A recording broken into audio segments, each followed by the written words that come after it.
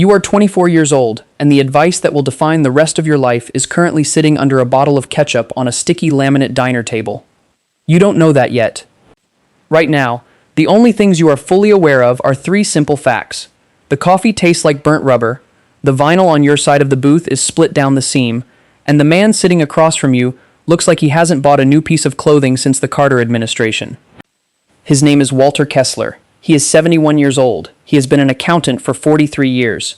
And he is not, as far as you or anyone else in this town can tell, a wealthy man.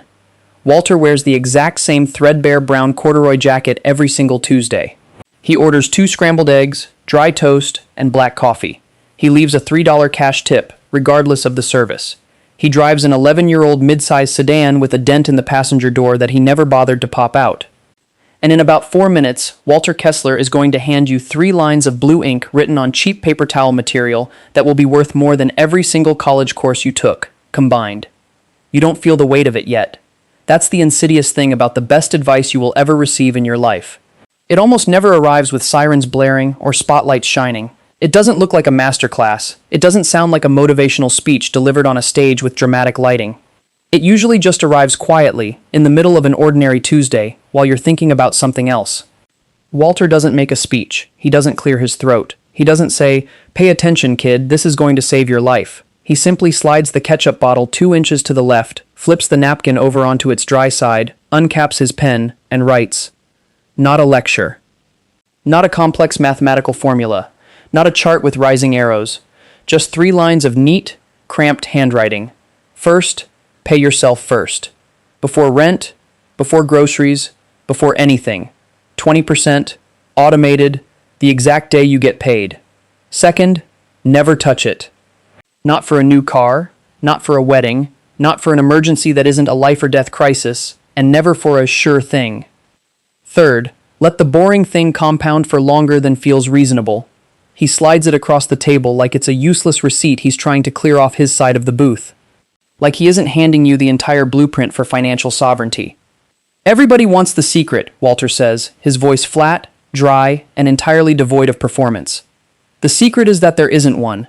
There's just this, done for longer than anyone else is willing to do it. You fold the napkin twice, making a neat little square, and put it in your jacket pocket. You do it mostly out of politeness because Walter is your grandfather's friend and he paid for your breakfast. At this exact moment, you have $340 in your checking account. You have $18,000 in student loan debt. The concept of setting aside 20% of your paycheck feels less like a strategic masterstroke and more like a cruel joke. Sitting right next to you in the booth, your friend Danny Ruiz is already laughing. Danny is 25. He works the exact same warehouse logistics job you do. He sits 3 desks away from you, handles the same inventory spreadsheets, and makes the exact same $19.50 an hour. Danny also signed the papers yesterday on a leased 2019 Dodge Charger. Metallic red, black rims, $509 a month after fees and insurance. Danny reaches across, picks up the folded napkin from your side of the table, reads it over your shoulder, and tosses it back down like it's a fake flyer dropped on a windshield. "Bro, that's it?" Danny grins, shaking his head. "That's the big secret from the Grandmaster? Save 20% and don't touch it until you're in a nursing home?" "Walter, no offense, man, but that's not advice. That's just choosing to live like a monk on purpose." Walter doesn't get defensive. He doesn't raise his voice. He doesn't lay out a spreadsheet to prove his point. He just gives a small, indifferent shrug, the kind of shrug people give when they have had the exact same argument 1,000 times over 4 decades and already know every single detail of how the story ends. "Boring compounds," Walter says softly, staring into his cup. "Exciting doesn't. You don't know it yet, but that specific 5-second exchange is the fork in your life. Not the writing on the napkin itself, the moment right after, when Danny laughs and you don't. 2 young men, same age, same diner, same booth, same salary, same information sitting on the table between them. One of you is about to fold that napkin, tuck it into the back pocket of his leather wallet, and set up an automatic bank transfer before he goes to sleep tonight. The other is about to walk out to the parking lot, rev a hired V8 engine, and lease a second car 18 months down the road. 14 months later, the company hands out annual reviews. You get a raise. It's not life-changing money, $2,400 a year, which works out to roughly $200 extra a month after taxes. Danny gets the exact same raise, the exact same week, from the exact same supervisor. Danny finds you in the break room during lunch. He's holding an energy drink, bouncing on his heels. Bro, Danny says, showing you his screen. Finally getting that upgraded 2-bedroom over on 4th Street. The one with the balcony. Plus, I'm picking up the new PlayStation this weekend. We're finally making actual moves. You congratulate him. You smile. But that evening, when you log into your bank portal on a glowing laptop in your small dark apartment, you don't look for apartments. You don't browse electronics. You open the settings tab under your automatic transfer. You change the monthly number from $340 to $540. You add every single cent of that raise directly to the automated machinery Walter made you set up. Here is the math, walked out plain and unadorned, because Walter always insisted that you must understand the mechanical engine underneath your decisions, not just blindly trust the outcome. Your plan is $540 a month, invested at an average annual return of 8% over 40 years. That becomes just under $1.9 million. Danny's plan redirects that same $540 a month into apartment upgrades, car leases, higher-end dinners, and tech upgrades. Over 40 years, the final asset value of that money is zero. Not negative, zero. That money didn't turn into an asset. It turned into a fleeting emotion.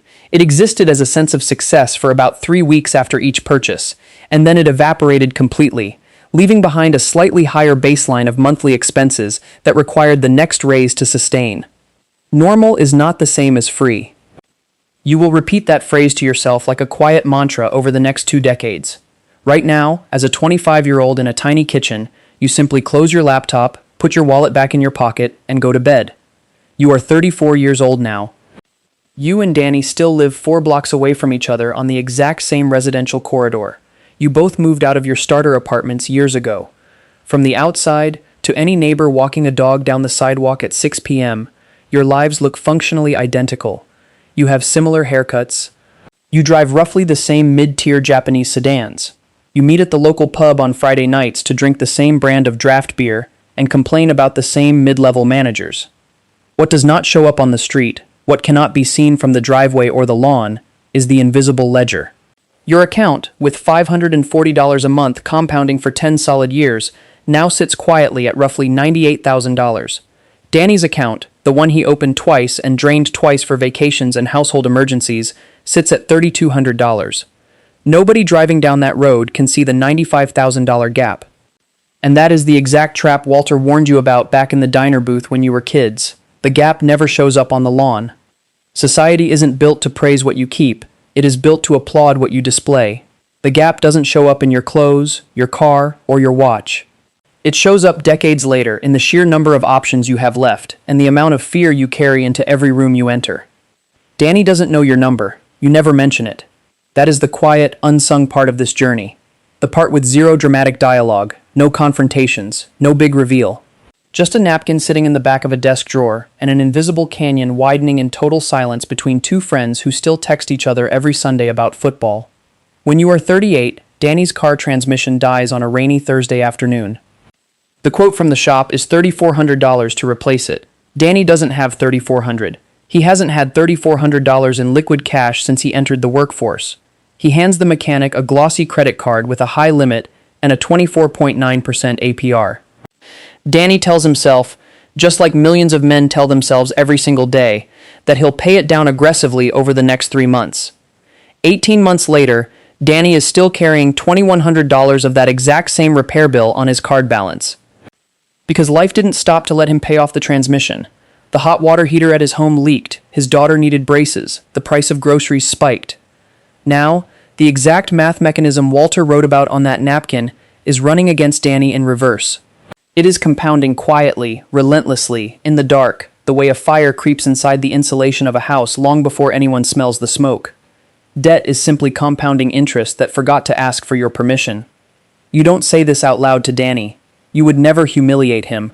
You simply stand on your porch on Saturday nights and watch his car pull out of his driveway at 9 p.m. to start a 6-hour weekend shift driving for a rideshare app. And for the first time in your life, you realize with crystalline clarity that Walter's napkin wasn't actually about money at all. Money was just the scoring system. The napkin was about time. It was about deciding which direction the axis of time was going to work for you, Whether every passing year would make you more of a slave to your past choices or more of a master of your future ones. Here is the section of the journey that Walter Kessler never wrote down on that napkin, because you cannot compress human emotion into 3 lines of ink. When you are 41 years old, your wife Elena sits down across from you at the kitchen table. She points toward the laminate countertops, the dated cabinet doors, the refrigerator that makes a soft buzzing noise every 20 minutes. "Why won't you let us upgrade this?" she asks softly. She isn't yelling. She isn't angry. She's just tired. She knows you have the money. You've never kept secrets from her. She knows the balance in the investment accounts. You've only hidden it from Danny, from the group chat, from your mother who still occasionally offers to send you $50 because she thinks you're just getting by. Elena looks at you, her voice quiet in the late evening stillness. "I don't understand what we're waiting for. Sometimes I feel like I'm living next to a financial statement instead of living with my husband.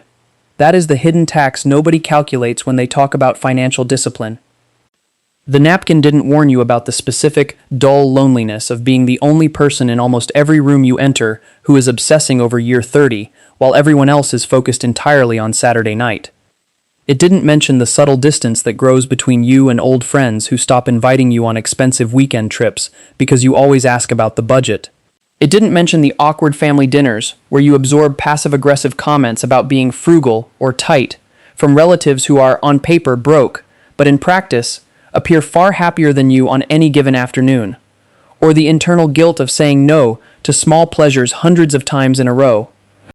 Nobody throws a victory parade for the man who said no 240 times in a row in order to buy index funds.